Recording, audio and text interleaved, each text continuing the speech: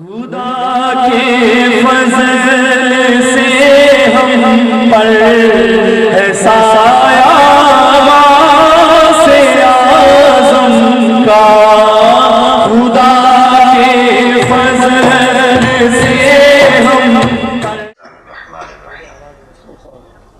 محترم مقام نور قلب و نظر حضرت قبلہ صاحبزادہ سید محمود محی الدین گیلانی دامت برکاتہ،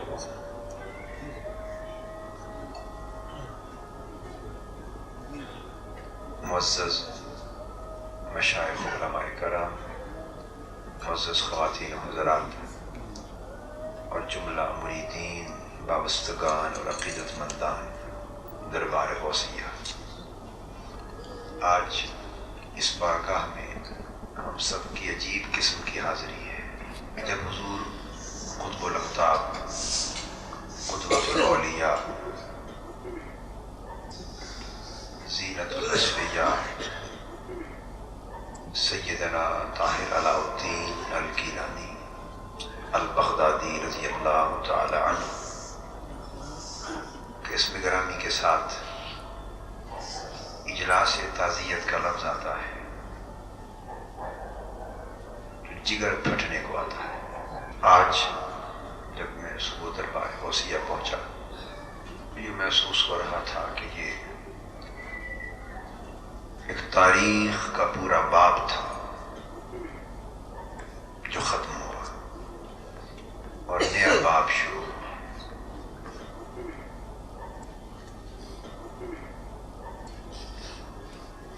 سچ یہ ہے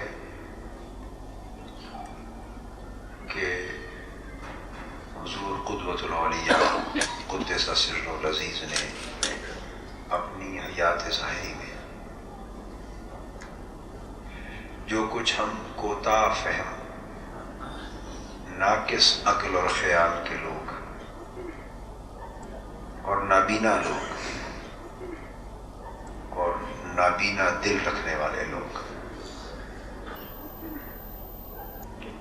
ان کی عنایت سے ہی تھوڑی زیادہ سوجھ بوجھ رکھتے تھے، اور جو کچھ آپ کی نسبت میں سے سمجھ میں آیا تھا، آپ اپنی حیات ظاہری میں وہ کچھ بھی بیان کرنے کی اجازت نہیں دیتے تھے، زبان بند رہتی تھی۔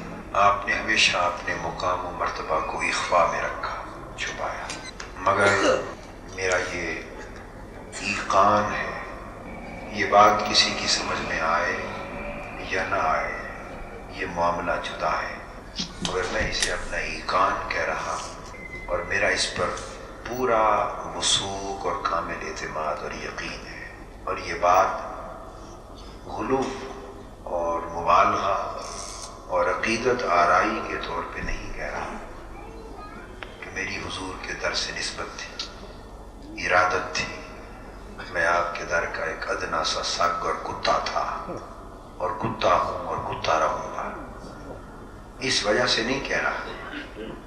میں علی وجہ البصیرت پورے اطمینان قلب سے یہ بات کہہ رہا ہوں کہ حضور سیدنا طاہر علاء الدین رضی اللہ تعالیٰ عنہ دار فانی سے ظاہراً رخصت ہوئے اس حال میں کہ وہ اپنے وقت کے غوث تھے۔ ہر مرید اپنے شیخ کے بارے میں یہ بات کہتا ہے، کہہ دیتا ہے، مگر میں اس طور پہ نہیں کہہ رہا، اپنے وقت کے غوث تھے۔ یہاں ایک اس حوالے سے ایک بات کوٹ کرنا چاہیے، یہ 1968 یا 69 کی بات ہے، آج سے 22-23 سال پہلے کی بات ہے۔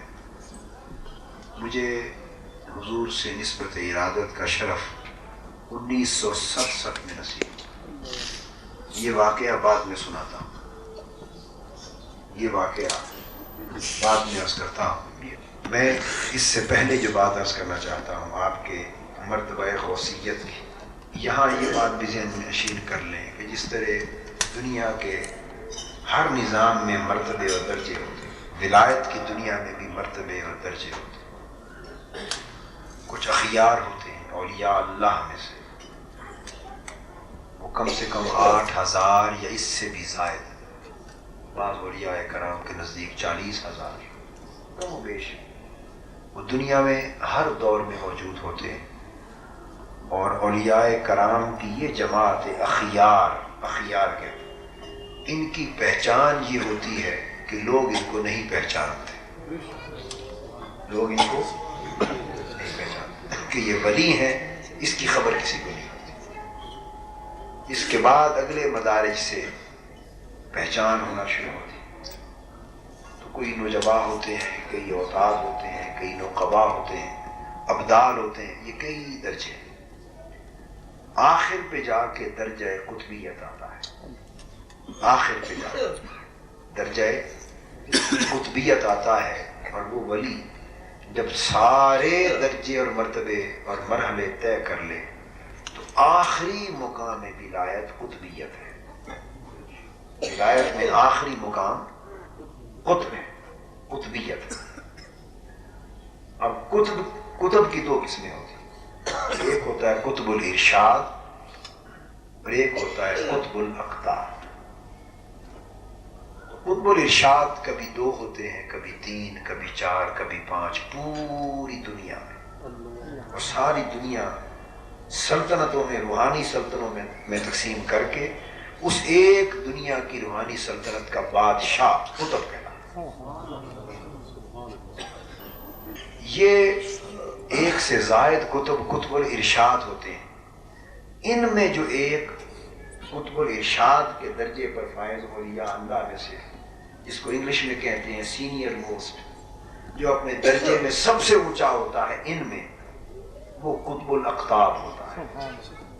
اور قطب الاقطاب جب اپنے درجے میں اونچا ہوتا ہے تو وہ غوث کہلاتا ہے، اور وہ پوری دنیا میں ایک زمانے میں صرف ایک ہوتا ہے۔ اور غوث العظم ساری دنیا ولایت اور تاریخ ولایت میں پھر صرف ایک ہی، شہنشاہ بغداد رضی اللہ عنہ، وہ ولایت کبریٰ ہے۔ اور غوث کے درجے تک نچلے تمام مرحلے یہ ولایت صغریٰ ہے۔ یہ غوثیت ولایت صغریٰ میں آتی ہے، اور جو بڑی غوثیت ہے وہ صرف حضور غوث پاک کی رضی اللہ تعالیٰ۔ تو غوث یہ یوں سمجھے ایڈمنسٹریٹو آفس، اولیاء اللہ میں جو سب سے بڑے منتظم، سب سے آخری، جن کا منصب کسی کو قطب پہ فائز کرنا، اتارنا، ترقی دینا، یہ سارے اختیارات اس غوث کے پاس ہوتے ہیں۔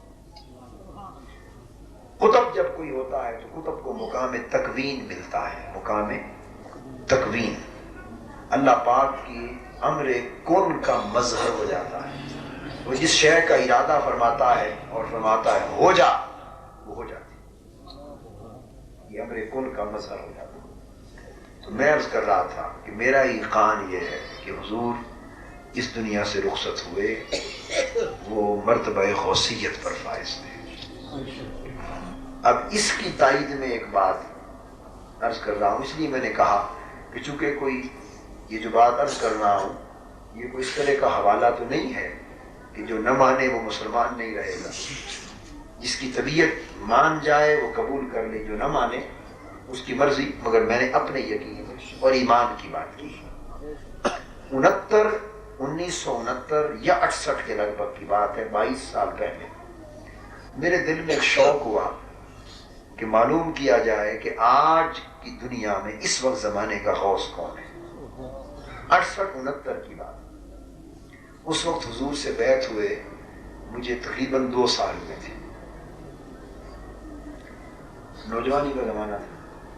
یہ ایک آرزو ہوئی، اس قسم کا شوق مجھے، پاگل پن تھا، جنون تھا، لگا رہتا تھا کہ غوث کون ہے۔ آج کتابوں میں پڑھتے تھے تو اس خیال میں لگا رہا،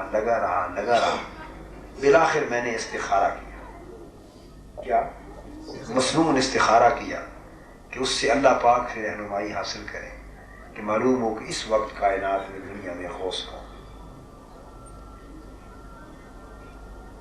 تو میں نے استخارے کے نتیجے میں اسی رات ایک خواب دیکھا کہ ایک جگہ پر میں گیا ہوں، وہاں نماز مغرب کا وقت ہے، ایک بہت بڑے بزرگ ہیں، انہوں نے نماز مغرب کی امامت کروائی ہے۔ وہ بزرگ بھی اس وقت حیات تھے، اب وفات پا چکے ہیں، اب وہ وصال ہو چکا ہے۔ ہم سب نے ہزارہ لوگ ہیں ان کے پیچھے نماز مغرب کی ادا کی ہے۔ نماز مغرب سے فارغ ہو کر سب لوگ چلے گئے، میں وہاں رہ گیا۔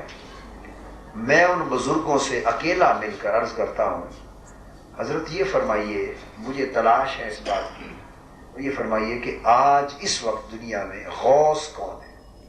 ان سے وہی سوال کیا خواب میں۔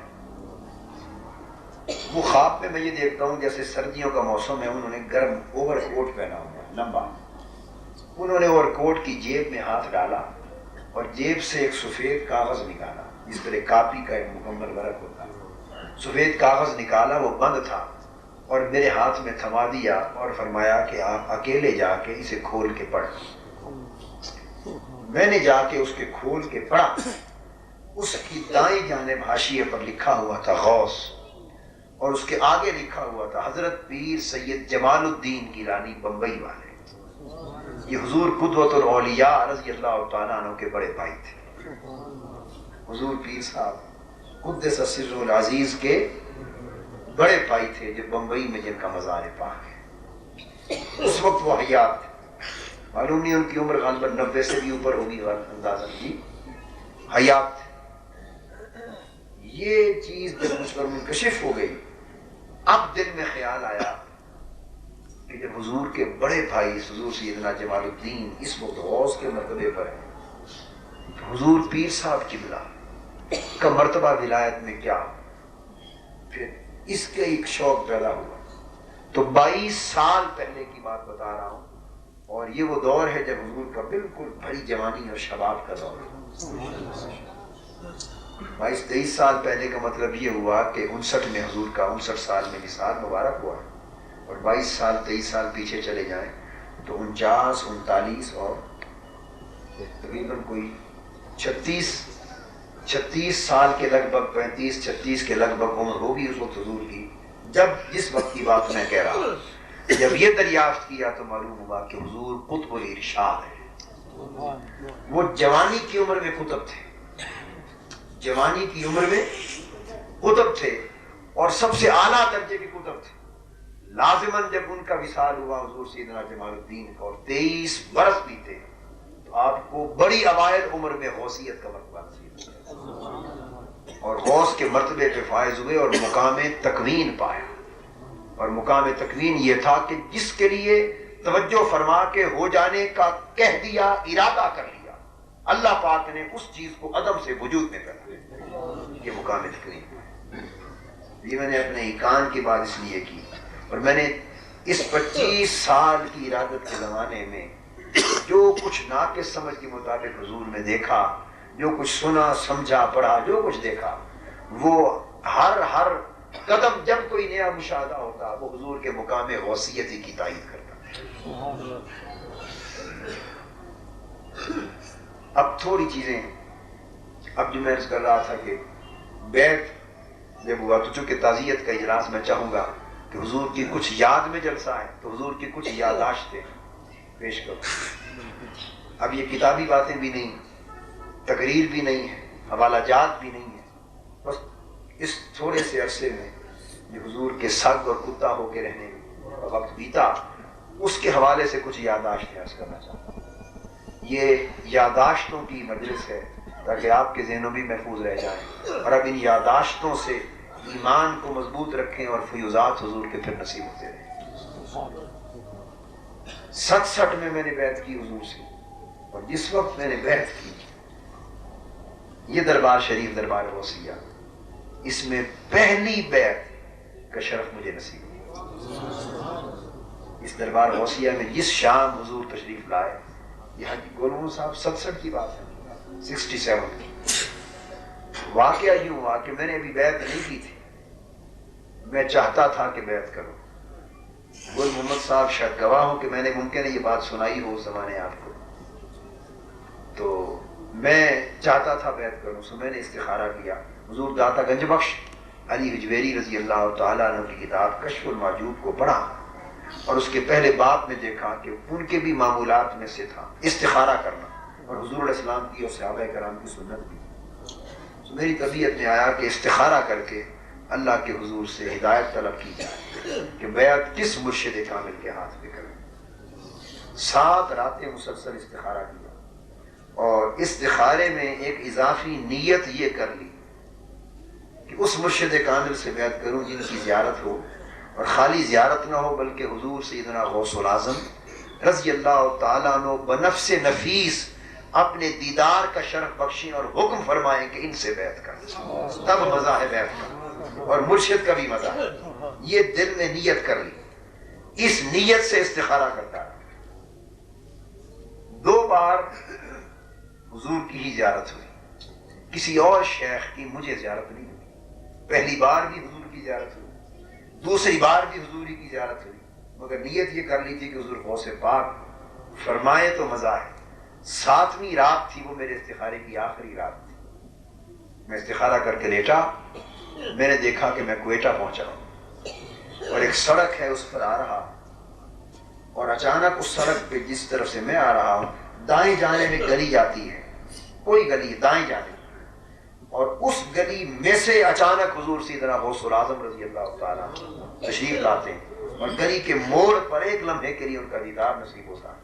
میں حضور کے دست مبارک چومنے کے لیے جھکتا ہوں، آپ فرماتے ہیں طاہر جاؤ، سید طاہر علاء الدین سے ہم نے کہہ دیا ہے بیعت کر۔ یہ حضور سیدنا غوث العظم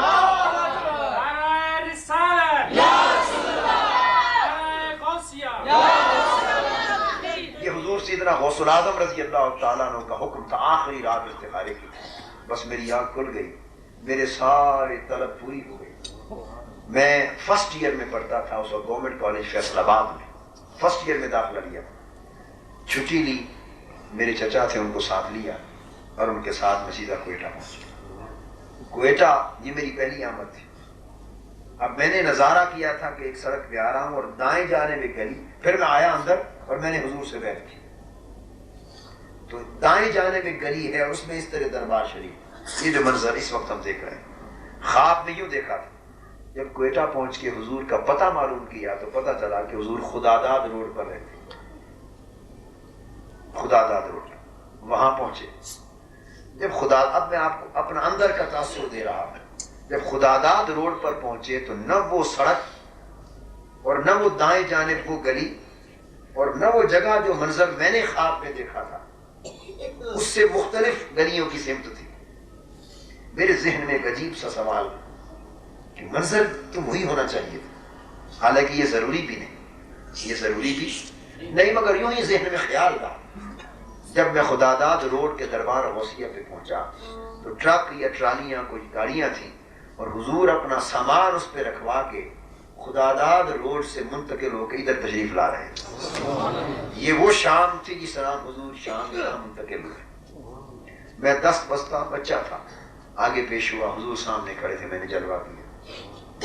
دور سے ہی آپ نے فرمایا کون؟ وہ کون کی آواز آج بھی کان میں ہے۔ میں نے اپنا نام عرض کیا، فلاں جگہ سے آیا۔ کس لیے آیا؟ میں نے عرض کیا حضور بیعت کے لیے آیا ہوں۔ آپ نے دور سے ہی فرمایا ہم دربار غوثیہ جا رہا ہے شارع الگیلانی، آپ ادھر آ جاؤ، ادھر بیعت کریں۔ بیعت اسی جگہ کرنی تھی جس جگہ رات کو کی تھی حضور غوث پاک کے فرمان پر۔ تو میں وہیں سے واپس مڑ آیا، فرمایا ہم ابھی روانہ ہو رہا ہے، جانے والا، آپ ادھر آ جانا۔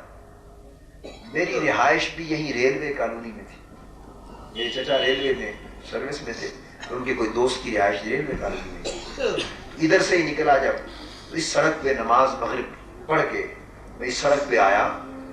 اب جب اس سڑک پہ چڑھا، یہ میں نے دربار غوثیہ نہیں دیکھا تھا، آیا تو وہی سڑک، جب اس موڑ پہ پہنچا تو شارع الگیلانی کی وہی گلی اور وہی موڑ جہاں حضور سیدنا غوث العظم رضی اللہ تعالیٰ عنہ کی زیارت ہوئی تھی، اور یہیں سے اور آگے پہنچا تو یہی دربار غوثیہ جو مقام دکھایا تھا۔ نماز مغرب کے بعد ہلکا اندھیرا تھا، معلوم کیا تو پتہ چلا حضور تشریف لا چکے ہیں، آپ اندر ہیں۔ یہاں آیا تو ایک یہ خلیفہ حاجی گل محمد صاحب تشریف فرما ہے، ایک یہ کھڑے تھے اس وقت، یا غالباً ان کی داڑھی کالی ہوتی تھی یا مہندی لگاتے تھے سرخ داڑھی، ایسے یاد پڑتا ہے نہیں، ایسا ہی تھا. یہاں کھڑے تھے باہر، اور ایک صاحب کوئی اور تھے، دو آدمی کھڑے تھے، مجھے یاد نہیں. بس اوپر سے میں داخل ہوا، یہاں کھڑا ہو گیا، اندھیرا سا تھا، ابھی روشنیاں نہیں لگی تھی. یہاں گدی دربار شریف میں حضور کی گدی مبارک بھی رکھی نہیں گئی تھی، قالین بھی نہیں بچھا تھا. میں یہاں کھڑا ہو گیا. حاجی خلیفہ گل محمد صاحب نے مجھ سے پوچھا، یہ میری پہلی ملاقات، کہ کیسے آئے. میں نے اپنا نام بتایا کہ حضور سے بیعت کے لیے آیا ہوں. انہوں نے کہا کہ مغرب کے بعد تو ملنے کا حضور کا معمول نہیں، اس وقت معمول نہیں تھا، باہر تشریف نہیں لائیں گے، کل آئیں، کل بیعت ہوگی. میں کھڑا رہا ہاتھ باندھ کر، ٹھیک ہے. اچانک دروازہ کھلا، حضور باہر تشریف لائے، سامنے آ کے پھر فرمایا کون؟ سلام کے بعد میں نے عرض کیا حضور بیعت کے لیے آیا. فرمایا کل آؤ. خاموش 10 مسئلہ کھڑا ہو گیا. پھر حضور پوچھتے ہیں آپ کا نام کیا ہے؟ میں نے عرض کیا حضور محمد طاہر. حضور مسکرا پڑے، آگے بڑے، فرمایا آؤ آپ تو ہمارا ہم نام. میرا ہاتھ پکڑ لیا، فرمایا ابھی آپ کو بیعت کرتا ہے. اس برآمدے میں لے گئے جہاں 11ویں شریف کے بورڈ پڑے ہوئے، مصلی بھی نہیں. کسی خادم کو کہا کہ مصلی لاؤ، مصلی بچھایا، مجھے بٹھا لیا. روشنی لیمپ کی کوئی منگوائی، ابھی بجلی ٹیوب وہاں جلی نہیں تھی. حضور نے اس دربار شریف میں پہنچ کر پہلی بیعت کی، اور وہ پہلی بیعت اس حکم پہ ہوئی جو سیدنا غوث پاک رضی اللہ عنہ. سلسلہ قادریہ اور سلاسل میں اولیاء اور حضور غوث پاک کے فیض یافتگان تو بہت تھے، مگر سیدنا غوث پاک رضی اللہ تعالیٰ عنہ نے حکماً جس مرشد کامل سے بیعت کا حکم دیا وہ واقعتاً حضور غوث پاک کا فرزند حج مند تھا اور فرزند کامل تھا، اور حضور غوث پاک کے فیضان ولایت کا امین اور تقسیم کو نہیں تھا. مجھے کراچی کے ایک بزرگ ہیں، انہوں نے بتایا، اور انہوں نے یہ روایت مولانا عبد القدیر بدایونی سے. اب حضور کے بچپن کی ایک بات بتانا چاہتا ہوں. مولانا عبد القدیر بدایونی ایک اہل سنت کے بہت بڑے عالم گزرے ہیں، انتقال کر گئے، وفات ہو گئی بہت عرصہ. انہوں نے روایت کیا کہ وہ پاکستان بننے سے پہلے 47-46 یعنی اس زمانے میں کہیں لگ بھگ یہ سن تھا، وہ کہتے ہیں کہ وہ ہندوستان کے علماء کا ایک وفد بغداد شریف گیا. حضور سیدنا غوث الاعظم رضی اللہ تعالیٰ عنہ کے مزار اقدس پر چادر چڑھا دی. اس وفد کی قیادت مولانا عبد القدیر بدایونی کر رہے تھے. انہوں نے یہ روایت کسی کو بیان کی اور اس بزرگ نے مجھے سنائی. وہ کہتے ہیں کہ ہم جب پہلی رات پہنچے بغداد شریف، نماز عشاء کی ادا کی، اور سامنے حضور کے غوث پاک رضی اللہ تعالیٰ عنہ کے مزار اقدس کے سامنے احاطے میں بیٹھ گئے. وہ کہتے ہیں ہم نے ایک خوبصورت حسین و جمیل نور اور حسن و جمال کا پتلا طے کر، خوبصورت حسین، یہ کوئی تقریباً یعنی 42-45 کے بھی نہیں، 44-40 کی کوئی واقعہ احسان کا. وہ کہتے ہیں ہمارا اندازہ تھا کہ 9, 10, 11, 12 سال کے لگ بھگ عمر ہوگی. ایک خوبصورت حسین و جمیل شہزادہ، 10, 11, 12 سال کے لگ بھگ عمر محسوس ہوتی تھی.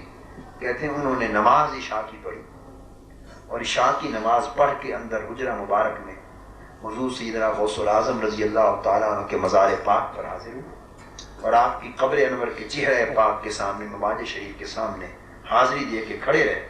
وہ کہتے ہیں وہ 9, 10 یا 11, 12 سال کا معصوم خوبصورت حسین و جمیل شہزادہ، وہ کہتے ہیں ہم نے اپنی آنکھوں سے دیکھا کہ عشاء کے بعد حضور غوث پاک کے مزار کے سامنے کھڑا ہوا اور نماز فجر تک ساری رات کھڑا، ساری رات کھڑا. کہتے ہیں ہم حیرت زدہ ہو گئے، یہ عمر اور یہ مجاہدہ، یہ عمر اور یہ مشقت. میں نے اسی وقت کسی سے پوچھا کہ یہ خوبصورت شہزادہ کون ہے؟ تو جو دربار شریف کے جو خدام تھے انہوں نے بتایا کہ ان کا نام حضرت سید طاہر علاء الدین ہے. یہ حضور سیدنا محمود اسام الدین جیلانی رضی اللہ تعالیٰ عنہ کے ساتھ ساتھ ہیں. وہ کہتے ہیں ہم تو 10-12 دن یا 15 دن کے لگ بھگ رہے. انہوں نے حلفاً کہا کہ ہر رات دیکھا کہ نماز عشاء پڑھ کے حضور اس معصومی بچپن کے زمانے میں حضور غوث پاک کے مزار کے سامنے کھڑے ہوتے اور نماز فجر تک کھڑے رہتے. تو یہ مجاہدہ عشاء سے فجر تک جاگنے کا، عشاء سے فجر تک جاگنے کا اور حضور غوث پاک سے فیض لینے کا. جب بچپن کا عالم یہ تھا تو خدا جانے ترقیاں کر کر کے مجاہدے کہاں تک پہنچے. یہ میرا اپنا خیال ہے، میں ابھی تو نہیں کہتا، مگر میرا خیال ہے جن بزرگوں کو بہت زیادہ عرصہ حضور کی معیت اور عیادت میں ملا ان کو زیادہ بہتر معلوم ہوگا. مگر میں نے جو اس اوائل نوجوانی کے زمانے میں سال ہا سال حاضری دیتا، میرا خیال ہے کہ اور کچھ نہیں تو کم سے کم 35-40 سال کے لگ بھگ آپ نے اپنی عمر مبارک کا عرصہ عشاء سے فجر تک جاگنے کے معمول میں گزارا. 35-40 سال کے لگ بھگ کا عرصہ آپ نے عشاء سے فجر تک جاگنے کے اور اس معمول میں اور مجاہدات میں گزارا. میں یہاں آتا تھا، ہر سال گرمی کی چھٹیوں میں ہم آتے حضور کی خدمت اس کمرے میں رہتے اور یہ جائزہ لینے کے لیے. اوائل نوجوانی کا دور تھا، شیخ کے معمولات کا علم حاصل کرنے کی مریدوں کو گریز ہوتی تاکہ اتنا ہو سکے زندگی میں انسان داخل کرے. کئی بار ایسا ہوتا کہ رات کے مختلف حصوں میں کبھی 11 بجے، پھر 1 بجے، پھر 2 بجے، پھر 3 بجے، پھر 4 بجے، سردیاں بھی گرمیاں بھی مختلف زمانوں میں ساری رات ہم اٹھ کے دیکھتے. اس کمرے میں ہلکی لائٹ ہوتی اور ساری رات جب دیکھتے ایسا لگتا کبھی حضور اب قیام میں کھڑے ہو گئے ہیں، کبھی رکوع میں کھڑے ہو گئے اور رات بھر عبادت میں کھڑے رہنے کا معمول. کبھی رات کے 1:30-2:30 بجے باہر تشریف لے آتے اور آرام سے ادھر گھومتے رہتے.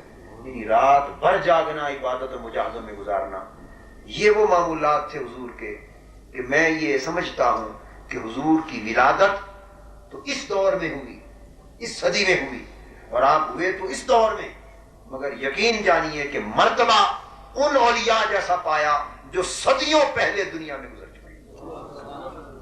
مرتبہ ان اکابر اولیاء اللہ کا پایا جو صدیوں پہلے گزر گئے، کئی 100 سال پہلے جو گزر گئے اور جو حالات تقویٰ کے، طہارت کے، علم کے، عمل کے، کشف کے، مجاہدے کے، ریاضت کے، بصیرت کے، معرفت کے، ولایت کے، بلندی کے احوال وہ پائے جو اس دور میں تصور بھی ممکن نہیں، جو صدیوں پہلے اکابر اولیاء اللہ پاک. تو گویا وہ صدیوں پہلے کے اولیاء اللہ میں سے ایک ولی اللہ تھے جو اس دور میں اللہ نے حضور کی امت کو عطا کی. حضور سیدنا غوث الاعظم رضی اللہ تعالیٰ عنہ کے فرمان پر آپ پاکستان تشریف لائے تھے، چونکہ انہیں کے نائب بن کر آئے، ان کے نمائندہ بن کر آئے تھے، تو آپ نے آپ کو لاہور بھیجا تھا.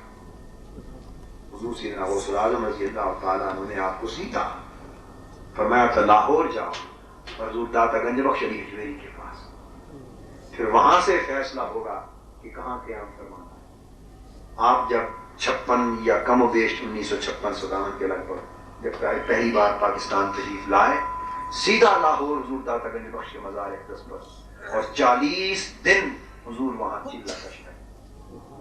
جیسے حضور خواجہ معین الدین چشتی اجمیری رضی اللہ تعالیٰ اکابر اولیاء اللہ جو ہند کی طرف آتے حضور داتا صاحب کے ہاں چلہ کشی کر کے پھر اگلی سلطنت ان کے سفر ہوتی تشریف لے جاتے. 40 دن چلہ فرمایا، پھر وہاں سے کوئٹہ میں منتقل ہونے کا حکم، پھر کوئٹہ اور کراچی، بلوچستان اور کراچی سندھ کی سرزمینوں کو حضور اپنی حیات ظاہری میں نوازتے رہے. تو آپ کا آنا بھی حضور غوث پاک کے حکم سے تھا اور دنیا میں ہر طرف فیض کا ترسیم کرنا بھی حضور کو. آپ کی ذات دیکھنے میں سیدنا طاہر علاء الدین کا وجود تھا اور تقسیم فیض میں حضور غوث پاک کا فیض تقسیم کرتے تھے.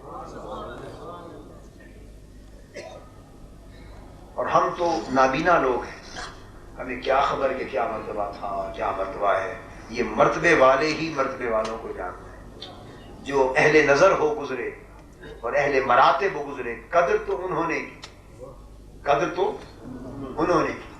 میں تو کبھی اپنے آپ کو کوستا ہوں اور اپنے آپ کو لعنت اور ملامت کرتا ہوں کہ عمر بھر آرزو کرتے رہ گئے مگر مرید بننے کی سمجھ نہ آ سکی کہ مرید کیسے ہوتا ہے. کبھی کوستا ہوں کہ کاش یہ توفیق ہوتی کہ کوئٹہ کی سرزمین پہ آتے، جوتے پہننے تو درکنار، بلکہ پاؤں کے بل چلنے کی بجائے سر کے بل چل کے یہاں. مگر یہ نہ شعور تھا، نہ سمجھ آئی، نہ توفیقات ہمیں ایسی. وہ مقام و مرتبہ تھا. اہل نظر کا عالم یہ ہے کہ جب حضور قدوۃ الاولیاء رضی اللہ تعالیٰ عنہ فیصل آباد تشریف لایا کرتے تھے، حضرت محدث اعظم پاکستان مولانا سردار احمد صاحب رحمۃ اللہ تعالیٰ علیہ کی دعوت پر چند بار آپ فیصل آباد تشریف لے گئے.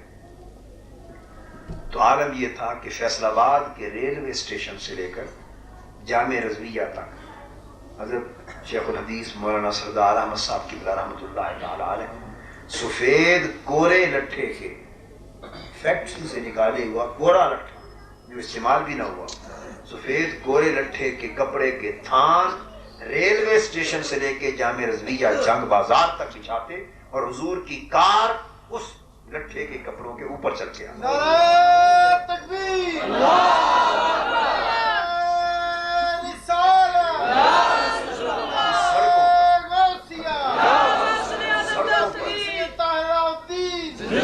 سڑکوں پر زمین پر کار نہ چلنے دیتی. یہ ادب تھا ان کا، جو ادب کو جاننے والے تھے اور جو مرتبہ پہچاننے والے تھے. اور ایک مرتبہ علماء نے جو حضرت محدث اعظم پاکستان رحمۃ اللہ علیہ کے خود اپنے تلامذہ ہیں، اکابر علماء، انہوں نے خود مجھے بتایا، خود ان طلباء نے جو حضور کے مرید نہیں ہیں، مرید بھی حضرت محدث اعظم پاکستان کے اور شاگرد بھی ان کے، انہوں نے خود جلسوں میں بیان کیا کہ ایک مرتبہ جب سٹیج پر آئے تو حضور آ رہے تھے اسٹیج پر چڑھنے کے لیے اور اچانک وہ رش کی وجہ سے کپڑے کا تھان جو تھا کپڑا ہٹ گیا، زمین ننگی ہو گئی. وہ کہتے ہیں حضرت محدث اعظم مولانا سردار احمد صاحب رحمۃ اللہ علیہ زمین پر گر پڑے، اپنا جبہ زمین پر بچھا دیا جھک کر تاکہ حضور کے قدم زمین پر نہ پڑے ان کے جبے پر. یہ عالم تھا. اور 1956 میں جب حضور قدوۃ الاولیاء رضی اللہ تعالیٰ عنہ بریلی شریف تشریف لے گئے، اس وقت مفتی اعظم ہند مولانا مصطفیٰ رضا خان صاحب رحمۃ اللہ تعالیٰ علیہ کا زمانہ تھا. اور مجھے یہ بات مولانا تقدس علی خان صاحب نے، نام سنا نا آپ نے، یہ بڑی بنیادی تاریخی چھو سوالوں کی باتیں عرض کر رہا ہوں آپ. مولانا تقدس علی خان صاحب علماء اہل سنت کے پاک و ہند کے بہت بڑے اکابر علماء میں سے، پیر جو گوشت میں مثال ہو. یہ روایت انہوں نے خود مجھے بیان کی. کہتے ہیں ہم بریلی شریف میں تھے، حضرت مولانا مصطفیٰ رضا خان صاحب رحمۃ اللہ تعالیٰ علیہ آپ قبلہ کا زمانہ تھا.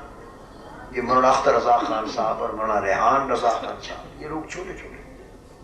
حضور تشریف لے گئے بریلی شریف کے ریلوے اسٹیشن پر. جب پہنچے انہوں نے بتایا کہ بریلی شریف اور ہندوستان کے علماء، مشائخ، مسلمان، اعلیٰ حضرت کے مریدین، متعلقین، متوسلین اور حضور غوث پاک کے عقیدت مند لاکھوں کی تعداد میں حضور کی گاڑی بریلی ریلوے اسٹیشن سے لے کے اعلیٰ حضرت کے مزار مبارک تک لاکھوں اللہ جن میں مشائخ اور علماء بھی تھے، گاڑی کو، کار کو کندھوں پر اٹھا کر زمین پر کار نہیں چلنے. کم و بیش 3 میل کا کم و بیش فاصلہ ہوگا، میں نے خود دیکھا ہے، حاضری دی ہے بریلی شریف. کار کندھوں پر اٹھا کر لے گئے. یہ مختلف جگہوں پر چھپی. ایک روز میں نے تصدیقاً یہ بات حضور کے سامنے پیش کی، یوں ہی عرض کیا حضور کو یہ بات سنی ہے. تو حضور مسکرا پڑے، ان کی عاجزی اور انکساری کا عالم ہے. مسکرا پڑے، فرمایا پروفیسر صاحب یہ درست ہے، ان لوگوں نے ہمارا گاڑی جنازہ کے مقام پہ کندھوں پر اٹھا دیا. تصدیق تو کندھوں پر کار اٹھا کر لے گئے.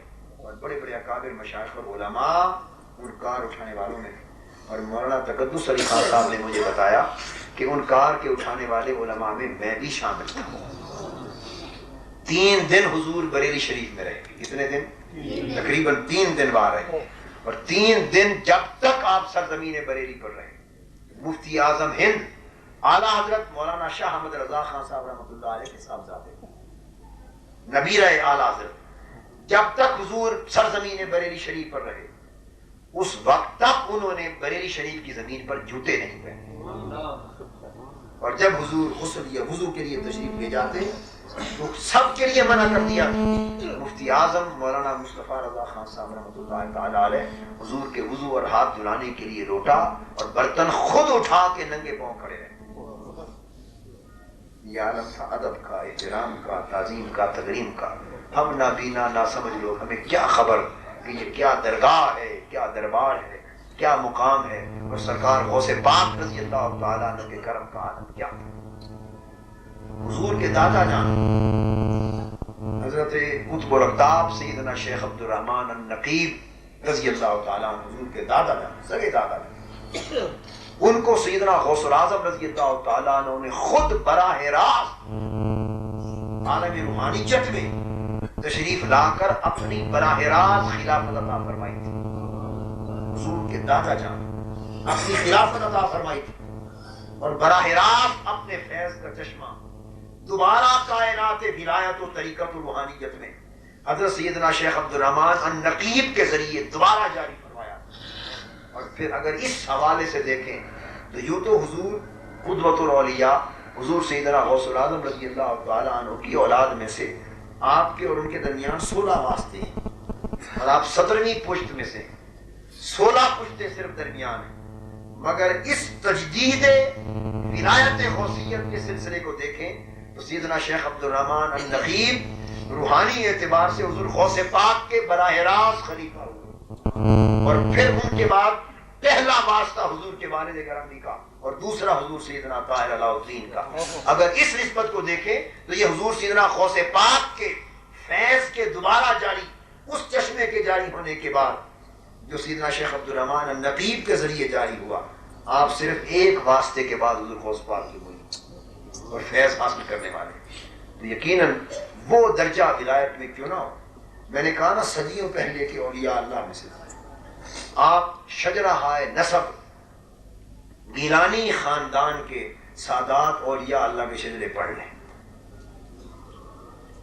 یہ میں آپ کو اصولی بات سمجھا رہا ہوں، اور دیگر سادات کرام کے پڑھ لیں، بڑے بڑے اکابر اولیاء اللہ برے صغیر پاک ہونے میں جو حضور غوث پاک کی اولاد میں سے ہوئے، ان کے شجرہ ہائے نسب پڑھ لیں، جو اس زمانے میں ہوئے، جس زمانے میں حضور ہوئے، اس زمانے میں جتنے سادات گیلانی یہاں ہوئے برے صغیر پاک و ہند کے بغداد شریف کے خانوادے سے جو نہیں سادات گیلانی، ان میں سے بیشتر آج 29ویں یا 28ویں پشت میں سے حضور غوث پاک رضی اللہ تعالیٰ عنہ کی 28ویں 29ویں پشت میں سے، اور وہ اولیاء کرام جو آج سے 300-400 سال پہلے ہوئے، وہ 16ویں 17ویں پشت میں سے حضرت سیدنا شیخ عبد الوہاب جیلانی حیدرآباد یا چھٹا والے رحمۃ اللہ تعالیٰ، اور وہ اکابر اولیاء اللہ جو آج سے 300-400 سال پہلے ہوئے، ان کا شجرہ نسب اٹھائے تو وہ 16ویں 17ویں پشت میں سے،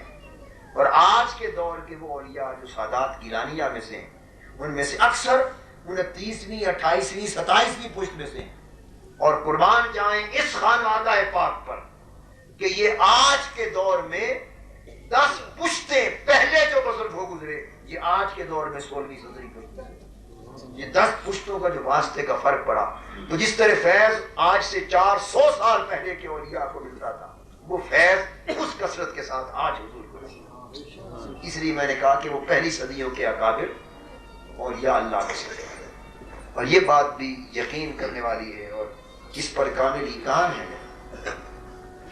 کہ اولیاء اللہ ہوتے ہیں، ان کو اللہ پاک کسی ایک درجے میں فضیلت عطا کرتا ہے،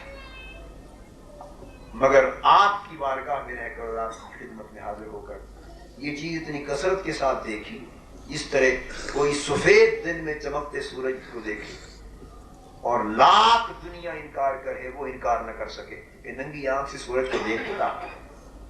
میں بتانا ہی چاہتا ہوں کہ علم میں کیا اولیاء، کیا اتقیاء، کیا اصفیاء، کیا علماء، اس دور کے چھوٹے بڑے اکابر اصابر، ہر عالم کے علم کی کوئی ایک لائن، کوئی ایک میدان، کوئی ایک یا 2 یا 3 میدان ہوتے ہیں جن میں ان کا تخصص ہوتا ہے۔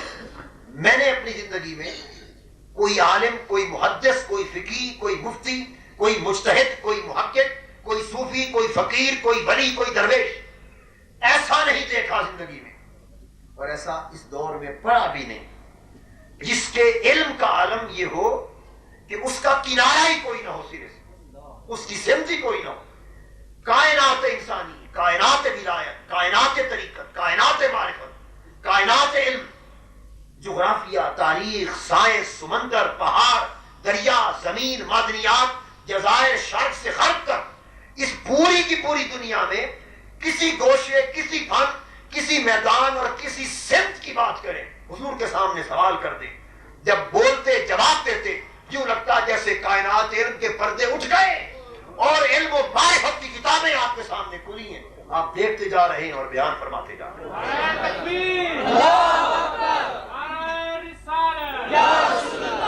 کوئی میدان نہ تھا، علم کے بے کنار سمندر تھے، معرفت کے بے کنار سمندر تھے، کشف کے بے کنار سمندر تھے، اور یقین جانیے کشف حالات، کشف وقائع، کشف حقائق، کشف علوم، کشف فنون، کشف معارف، یہ کشف کا وہ عالم تھا حضور کا کہ میں سمجھتا ہوں کہ سینکڑوں سال کی اور یا اللہ کی تاریخ میں شاید کشف کے مرتبے میں اس پائے کی اصلی کا عجیب کشف تھا۔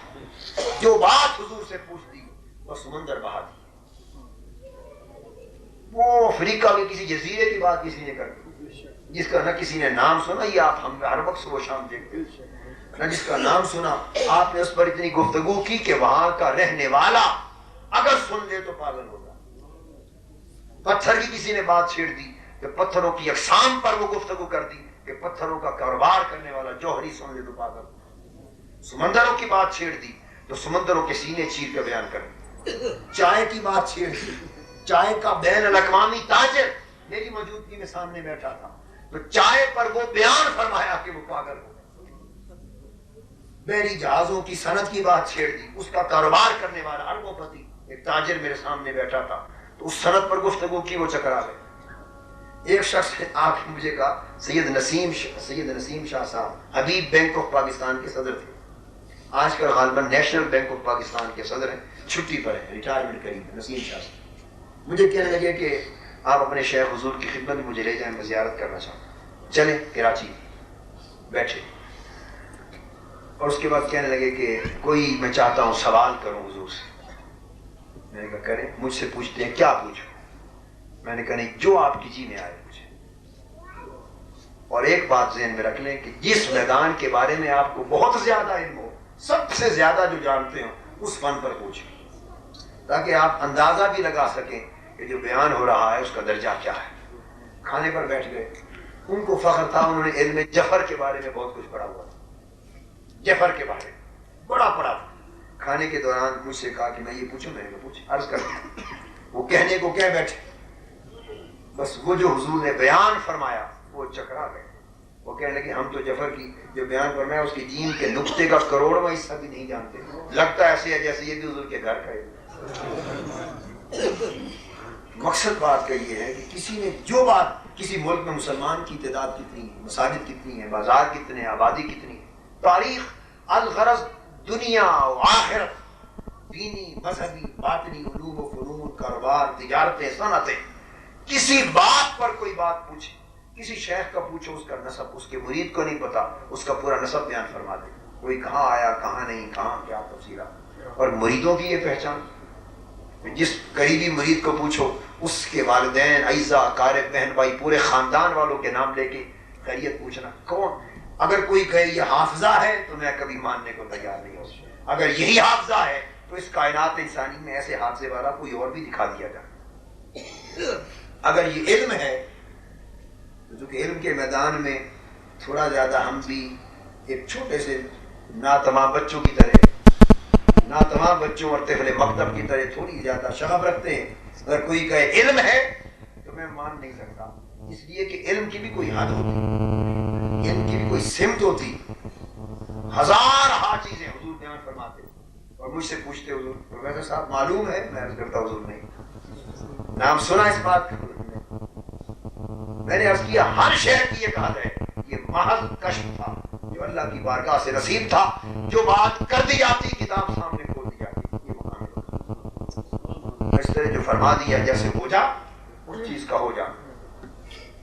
یہ سن 72 یا 71 یا 72 کی بات ہے، میں پنجاب یونیورسٹی میں لاہور میں ایم اے میں تھا، جس زمانے یہ بنگلہ دیش نام منظور کی تحریک چلی اور بعد نام بنگلہ دیش منظور کیا گیا، یہ اس زمانے کی بات ہے۔ میں نیو کیمپس خواب دیکھتا ہوں کہ میں حضور کی خدمت میں کوئٹہ حاضر ہوا، خواب میں رات کو دیکھ رہا ہوں، حاضر ہوا اور اچانک تیزی سے حضور نے یہ دروازہ کھولا، دھکا لگا، دروازہ کھولا، حضور تیزی سے باہر تشریف لائے، میں سامنے کھڑا ہوں اور اتنی عجلت اور جلدی میں ہے کہ قمیض مبارک حضور کا کندھوں پر ہے، اور آتے ہی میں قدموں پہ گر پڑا اور مجھے تھپکی دے کے فرماتے ہیں طاہر پریشان نہ ہو، اللہ حفاظت کرے گا، طاہر پریشان نہ ہو، اللہ حفاظت کرے گا، حفاظت فرمائے گا، تسلی دیتے ہیں، 3 بار تھپکی دیتے ہیں، میری آنکھ کھل جاتی ہے۔ میں سارا دن سوچتا رہا کہ یہ کیا ماجرا بننے والا ہے کہ اس طرح اجرت میں آئے اور شیخ وہی ہوتا ہے جو ہاتھ رکھ لے اور بچا لے، جو حفاظت کر لے، ایسی اجرت اور جلدی میں کہ قمیض کندھوں پر، اور یہ فرمانا کہ فکر نہ کرو اللہ حفاظت کرے۔ ساری رات دن سوچتا رہا، واپس نیو کیمپس رہتے تھے، اولڈ کیمپس آئے، دن بھر گزرا، اس کے بعد تو 2 چھٹیاں ہو گئیں، تو میں نے وہاں سے جنگ آنے کا پروگرام بنایا، میرا اپنا آبائی شہر، جنگ چل پڑے۔ رات کے 10 بجے نیو خان ٹرانسپورٹ کی بس تھی، جنگ سے موچی والا اور جنگ کے درمیان ایک موڑ آتا ہے، 10-11 میل 12 میل پہلے، اس رات کے 10 بجے اس موڑ پر بس پہنچی، تیز رفتار تھی، سامنے سے بھی نیو خان کی بس آئی اور دونوں تیز رفتار بسیں موڑ پر دھڑام ٹکرا گئی، اور اتنا بڑا ایکسیڈنٹ ہوا کہ شاید ایک شخص کے بھی بچنے کا امکان نہ تھا، سارے کی ساری سواریاں موت کے منہ میں چلی جاتی، اندھیرا تھا، بسیں الٹ گئیں، تھوڑی سی جگہ زمین میں کھڈا تھا، دروازے میں رہ گئی، ہم رینگتے ہوئے باہر نکلے، اندھیرا تھا، لائٹر جلائے، کسی نے ماچس جلائی، پتہ چلے کہ اپنے آپ کو دیکھا سلامت، کوئی چوٹ نہیں، دائیں بائیں دیکھا، لائٹیں جلائیں، گھوم پھر کے دیکھا تو تعجب کی انتہا ہو گئی اور حیرت کی انتہا ہو گئی دیکھ کر کہ بسیں تباہ ہو گئی سامنے، اور ڈرائیور سمیت ایک شخص کو اتنی سی ضرب بھی نہیں آئی، اور ہر شخص کی زبان پہ تھا کہ آج تو سارے کسی کی وجہ سے بچ گئے، اور وہ کسی کی وجہ سے بچ گئے وہ حضور کی طرف میرا ذہن چلا گیا۔ وہ رات جو اجلت میں ہاتھ سے دھمکی دے کے فرما رہے تھے اللہ بچائے گا، میں نے کہا کہ آج شاید رخصت ہو جاتے، یہ شیخ کا ہاتھ تھا جس نے صرف اپنے ایک مرید کو نہیں بلکہ اس کے ساتھ ساری بسوں والوں کو بچایا۔ یہ ہاتھ دست خصوصیت ہے کہ بیڑا جہاز ڈوبنے لگے تو ہاتھ سے اس کو ترا دیں، ڈوبتوں کو ترا دیں، ایکسیڈنٹ ہونے لگے بچا دیں، یہ مقام تکوین ہے، اور زبان پاک سے جو فرما دیا بس وہ اسی طرح ہو گیا۔ یہ ایک اسماعیل زکریا صاحب ایک کراچی میں انڈسٹریلسٹ، انہوں نے خود یہ واقعہ ہمیں سنایا ٹیبل پر کراچی میں۔ انہوں نے کہا کہ ایک مرتبہ حضور کے پاس دوپہر کا کھانا کھایا، دسمبر یا جنوری کا سردیوں کا موسم تھا، کھانے سے فارغ ہوئے تو حضور نے فرمایا اسماعیل زکریا کیا پھل کھائے گا، کیا پھل کھائے گا؟ وہ کہتے ہیں مجھے اچانک خیال آیا، ایک شرارت سی سوچی، میں نے کہا ایسا پھل مانگوں جس کا موسم نہ ہو، جس کا موسم نہ ہو، تو میں نے آم مانگے، حضور تازہ آم کھائیں، حضور مسکرا پڑے، سمجھ گئے کہ یہ آزمانا چاہتا ہے۔ اولیاء کی شان حضرت مریم رضی اللہ تعالیٰ عنہ کی منقول ہے، اولیاء کی شان ہے بے موسم کھلایا کرتے، اور اس بارگاہ میں حضور کے دسترخوان پر یقین جانیے زندگی میں دیکھا کہ موسم بے موسم کا فرق ہی نہیں تھا، یہاں موسم اور بے موسم سب صاف ہو جاتے تھے۔ کہتے ہیں آم مانگے حضور تازہ آم، میں رفیق فریج میں سے آم نکال کے تازہ آم نکال کے ٹیبل پہ کھلا دی۔ وہ کہتے ہیں کہ جب کھا چکا تو میں شرمسار ہوں، اور میرے ذہن میں یہ آیا کہ مانگنا ہی تھا اگر کوئی پھل تو بے موسم کیوں مانگا، ایسا پھل مانگتا کہ برے صغیر پاک و ہند میں جس کا وجود ہی نہ ہو سکے، پاکستان ہندوستان میں جس پھل کا کسی بھی موسم میں وجود ہی نہ ہو وہ پھل مانگتا، پھر مزہ آتا۔ اس نے کہا دل میں بات بٹھا لی کہ دوبارہ کبھی موقع آیا اور حضور نے اس طرح فرمایا تو آپ اسے دیکھیں گے۔ وہ کہتے ہیں کچھ عرصے کے بعد دوبارہ دوپہر کے کھانے پہ حضور نے بلایا تھا، بیٹھے کھانا کھا چکے، حضور کو بات یاد آ گئی، پھر فرمایا اسماعیل زکریا آج کیا پھل کھائے گا؟ پھر بولے، اب انہیں تو دشواری نہیں ہے یہ کہنا، وہ تو ان نعمتوں کے قاسم ہیں، حضور کی شان قاسمیت کے مظہر ہیں۔ فرمایا کیا کھائے گا؟ وہ کہتے ہیں کہ مجھے ذہن میں چونکہ بات تھی، میں نے کہا حضور منگستین کھائے گا، منگستین ایک پھل ہے، آپ نے کبھی نام سنا دیکھا؟ میں نے بھی حضور ہی کے دسترخوان پہ پہلی بار سنا، پہلی بار دیکھا اور پہلی بار کھایا، پہلی بار۔ منگستین ایک پھل ہے، وہ یہ جو ہوتی ہے نا چھوٹا بینگن کا رنگ ہوتا ہے اس کا، اور چھوٹی جو خمانی سمجھ لیں یا اس قسم کے سائز کا ہوتا ہے تکون والا۔ تو یہاں چونکہ ہوتا ہی نہیں ہے پھل باہر کا، وہ تبت یا برما یہ پتہ نہیں دنیا کے بعض ملکوں میں ہوتا ہے، تھوڑے اس طرف آیا ہی کبھی نہیں وہ پھل، نہ وہ ملتا ہے مارکیٹ میں، بہت مہنگا قیمتی پھل۔ وہ چونکہ باہر اندر آنے جانے والا آدمی تھا، معلوم نہیں اس نے سنا ہوگا یا دیکھا بھی ہوگا یا نہیں، تاں وہ کہتے ہیں میں نے بول دیا منگستین کھاؤں گا۔ حضور مسکرا پڑے، فرمایا کہ یہ آواز میں آتا ہے تو میں بس منگستین کھائے گا اور کچھ نہیں کھائے گا، نہیں حضور کھانا ہے تو منگستین ہی کھلانا ہے، میں اچھا کھلاتا ہے۔ اتنی دیر میں خادم باہر سے آیا حضور کا، اس نے کہا حضور ڈاکیا آیا ہے، ڈاک کا پارسل دے۔ میں لاؤ، اب کھانے کا ٹائم، میز کھانے سے بھرا ہوا ہے، وہاں تو ڈاک کا پارسل کوئی نہیں کھولا کرتا، ڈاک ہے اسے اندر رکھوا دیتے، بھئی یہاں رکھ دو، شام کو جو بھی جس ذریعے سے بھی کھلواتے کھول کے پڑھتے۔ پارسل لایا ڈاک کا، فرمایا ادھر لاؤ ٹیبل پہ کھولو۔ ڈاکیا ڈاک کا پارسل دے کے چلا گیا، ٹیبل پہ اسے فرمایا کھولو، کھولا تو منگستین کے پھل سے بھرا ہوا۔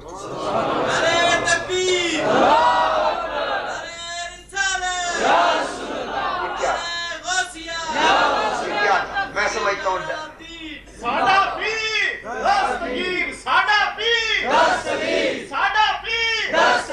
میں سمجھتا ہوں وہ ڈاکیا بھی پیدا ہو گیا، وہ بنڈل بھی بن گیا اس پھل کی خاطر۔ یہ مقام تکوین ہے، انما امرہ اذا اراد شیئا ان یقول له کن فیکون۔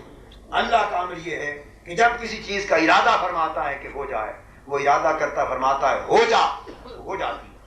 حضور سیدنا غوث الاعظم رضی اللہ تعالیٰ عنہ نے فتوح الغیب کے اندر 2 مقام پر ارشاد فرمایا کہ اللہ پاک اپنے بعض اولیاء کو بھی یہ درجہ عطا کرتا ہے، مقام مظہریت پر اور مقام تکوین پر ہر ایک کو نہیں، بعض اونچے اولیاء کو درجہ عطا کرتا ہے کہ وہ بھی جس چیز کا جب ارادہ کرتے ہیں ہو جا، وہ ہو جاتی۔ تو میں یہ سمجھتا ہوں کہ انہوں نے منگستین مانگا، اگر وہ اس وقت جنت کا بھی کوئی پھل مانگتے تو وہ بھی دسترخوان سے۔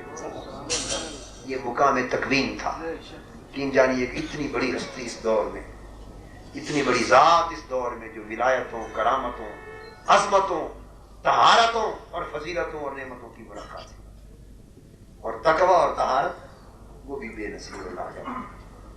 اصول پرستی، علم پر عمل، ضابطے پر چلنا، حسن خلق اور عزت نفس، یعنی یہ وہ جواہر اور وہ خواص ہیں کہ جو کتابوں میں پڑھنے کو تو ملتے تھے، نگاہیں دیکھنے سے بالکل محروم تھی۔ یہ سارے اوصاف و کمالات ولایت آپ کی ذات مبارک نے، اللہ پاک نے جمع کی۔ کراچی میں ہم گئے، درس قرآن کا موقع تھا، میرے ساتھ 10-11 ساتھی تھے لاہور کے۔ انہوں نے بازار سے 1-2 کلو بلیک ٹی، کالی چائے کے پیکٹ لے لیے کہ لاہور لے جائیں گے، اچھی چائے ملتی ہے کراچی میں۔ پیکٹ لے کے گاڑی میں رکھ لیے، حضور کی خدمت میں قدم بوسی کا وقت تھا، ٹائم ہو گیا تو ادھر ہی آ گئے ڈیفینس، حضور کی خدمت میں آ گئے۔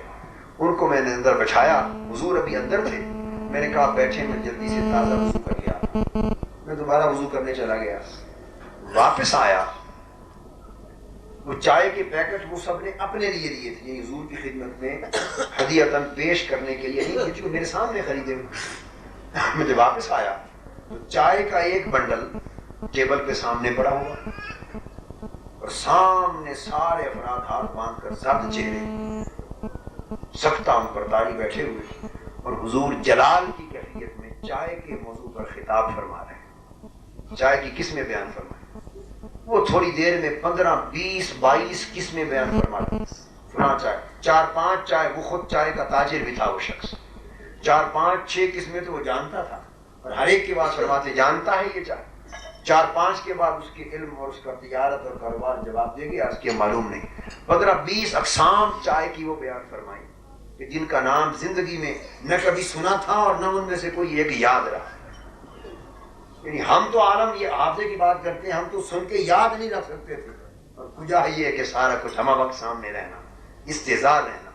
تو اقسام چائے کی بیان کی، ان کی خوشبو، کوئی چائے کس ملک میں ہوگی، کس سن میں ایجاد ہوئی، پیدا ہوئی، کس ملک میں پائی جاتی ہے، کتنی پائی جاتی ہے، کون کون پیتے ہیں، کتنے پانی میں ابالی جاتی ہے، کتنے ابالے دیتے ہیں، کیا خوشبو ہوتی ہے، کس طرح پیتے ہیں، قیمت کیا ہے، کتنی قیمت کے پیکٹ ملتے ہیں، وہ کچھ بیان فرما دیتے کہ شاید اس ملک کے چائے کے تاجر بھی اتنی تفصیل بیان نہ کر سکتے۔ جب سب کچھ بیان فرما چکے اور ہر ایک کے جلال میں تھے، پھر فرمانے لگے، جب ختم ہو گئی بات، فرمایا آؤ، کھڑے ہو گئے حضور، اور فرمایا آؤ اب آپ کو جتنی قسمیں چائے کی بتائی ہے ساری دکھائے گا۔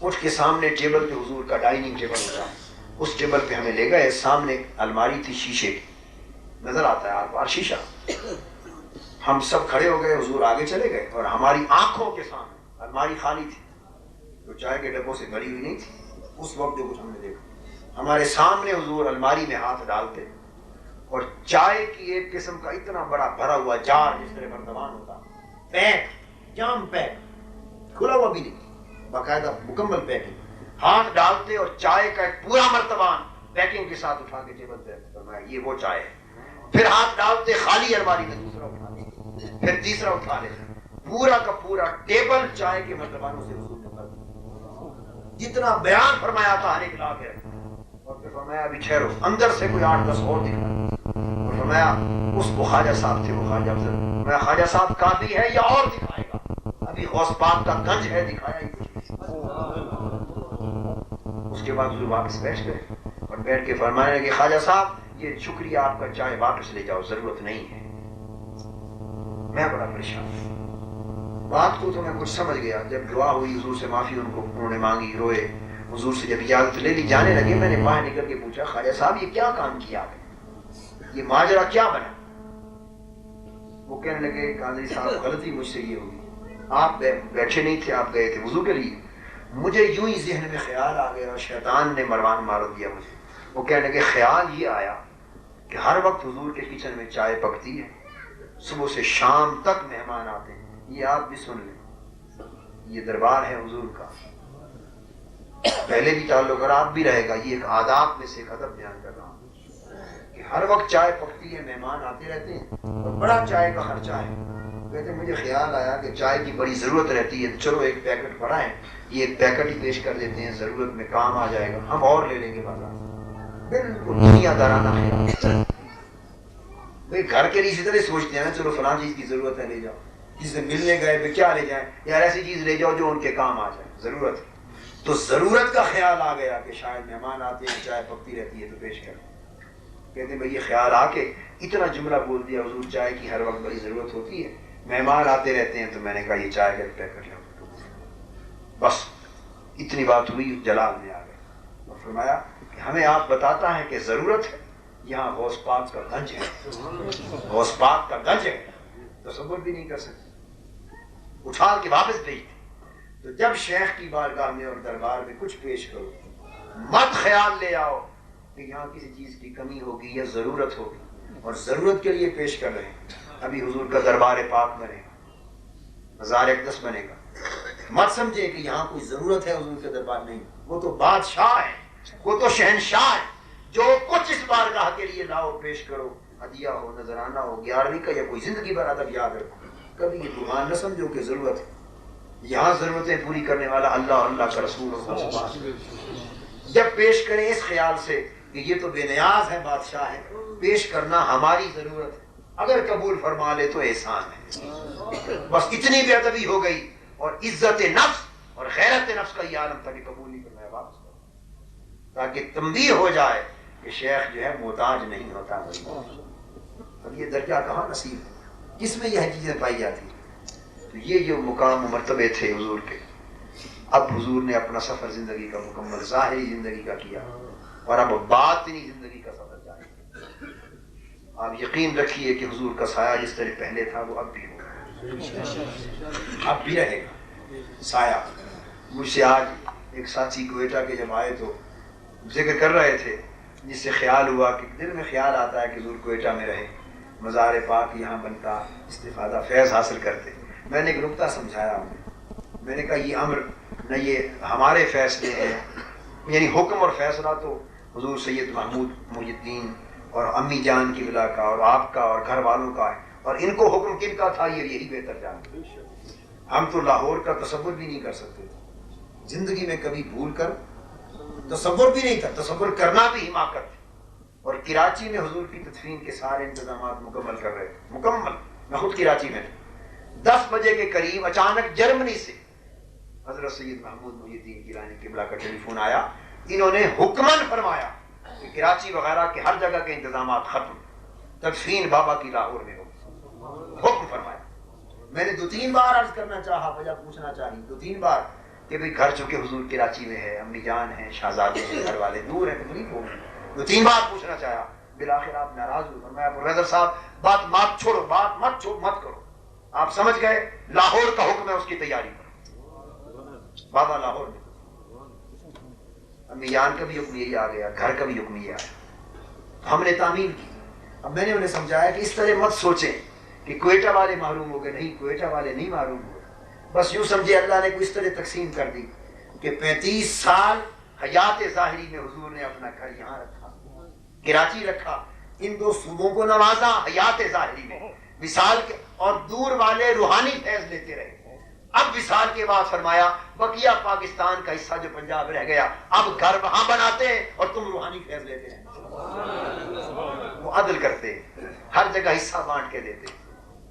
تو جہاں تھے تب بھی ہر طرف حضور کا سایہ اور فیض تھا، وہاں ہے تب بھی ہر طرف حضور کا سایہ اور فیض۔ اور جو بات آخری بتانا چاہتا ہوں، حضور ان کی روحانیت آج بھی ہے، یہاں بھی ہے، بس آپ اپنے دل کو صاف کریں، اس تعلق کو پختہ کریں، نسبت کو کامل کریں، جب پکاریں گے حضور آپ کے سامنے ہوں گے، وہ فیض دیں گے۔ اور صرف یہاں نہیں، مرنے کے بعد قبر اور عالم آخرت میں بھی انشاءاللہ ہمارے ہاتھ ہوں گے، لذت قدم ہوں گے، حضور کا ہاتھ ہوگا، اور وہاں بھی ہمارے شفیع ہوں گے، ہمارے شفیع ہوں گے، اور انہی کے سائے میں ہم آگے چل رہے ہوں گے۔ نعرہ تکبیر، اللہ اکبر، نعرہ رسالت، یا رسول اللہ، یا غوثیہ۔ آخری بات جو عرض کرنا چاہتا ہوں ختم کرنے کے لیے، آخری بات، وہ ایک ایمان افروز بات، امانت بھی یاد رکھنا۔ اندازہ کہ جب ہم کہتے ہیں کہ وہ حضور غوث پاک کے فرزند ارجمند، حضور غوث پاک کے نائب اور امین ہیں، یہ محض عقیدت کی بات نہیں،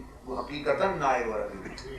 حضور کے وصال کے چند روز بعد، وصال مبارک کے چند روز ابھی گزرے ہی تھے، جس طرح تھوڑے ہی دن 2-4 روز بعد جو پہلی زیارت کا شرف حضور نے عطا کیا مجھے وصال کے بعد، وہ سناتا ہوں کہ مزار پاک اور دربار عالیہ ہے، اور لوڈ شیڈنگ جس طرح نہیں ہوتی، بجلی چلی جاتی، ارد گرد لوڈ شیڈنگ ہے، اور باہر ہر طرف اندھیرا ہے، یہ بجلی گئی ہوئی ہے، لوڈ شیڈنگ ہے، اندھیرا ہے۔ دربار پاک میں جاتا ہوں تو روشنیاں، بلب، ٹیوبیں اسی طرح جو کہ چل رہے ہیں، حضور کے دربار کے بلب چل رہے ہیں، اور حضور بڑی عزت اور عظمت اور شان و شوکت کے ساتھ مسکراتے تشریف فرمائے۔ ہزاروں لاکھوں لوگ آ رہے ہیں دربار پاک پر فیض لینے، ہم لوگ مصروف ہیں وہاں، حضور کی خدمت میں حاضر ہو کے میں پوچھتا ہوں حضور باہر تو لوڈ شیڈنگ ہے، بجلی گئی ہوئی ہے اور اندھیرا ہی اندھیرا ہے، لوگ کوئی دیے جلا رہے ہیں، کوئی موم بتیاں، اس طرح اندھیرا ہے باہر ہر طرف، تو حضور یہاں ٹیوبیں، بلب سب کچھ جل رہا ہے، روشنی ہے، یہ وجہ کیا ہے؟ اس پر حضور مجھے جواب دیتے ہیں، فرماتے ہیں پروفیسر صاحب ہمارا پاور اور کنیکشن بغداد سے آتا ہے، ہمارا پاور اور کنیکشن بغداد سے آتا ہے، اس لیے یہاں بجلی نہیں جاتی۔ تو جس طرح ان کا پاور اور کنیکشن بغداد سے ہے، تو حضور کا فیض بغداد والا فیض ہے، شہنشاہ بغداد والا فیض ہے، تو جیسے وہ کنیکشن کمزور نہیں، اگلا کنیکشن حضور کا مریدوں سے بھی کمزور نہیں، مرید ہو کر رہیں گے تو حضور اس کنیکشن کا فیض آگے بھی دیتے رہیں گے۔ دعا ہے اللہ پاک حضور کے شہزادوں کو، اس خانوادے کو، شہزادیوں کو، اس گھرانے کو آباد رکھے، سلامت رکھے، اور انہیں حضور کے نقش قدم پر چلائے، یہ ظاہر و باطن میں حضور کی تصویر ثابت ہو، اور سلامت رہیں، ہر تپش سے محفوظ رہیں، اور ظاہر و باطن کے ان کے درجے بلند ہوں، اور حضور کے فیض کے سلسلے کو تقسیم کرتے رہیں، یہ در وہ در ہر جگہ آباد رہے، اور انہیں دیکھ دیکھ کے تب تک کہ ہمارے دل، ہمارے جگر، ہماری روحیں، ہمارے جسم اور ہمارا ایک ایک بال ٹھنڈا ہوتا رہے۔ اللہ پاک اس در پاک کو سلامت رکھے، ہماری نسبت کو بھی سلامت رکھے، اور حضور کا سایہ ان پر اور ان کے طفیل ہم پر قائم۔ وما علینا الا البلاغ۔ خدا کے فضل سے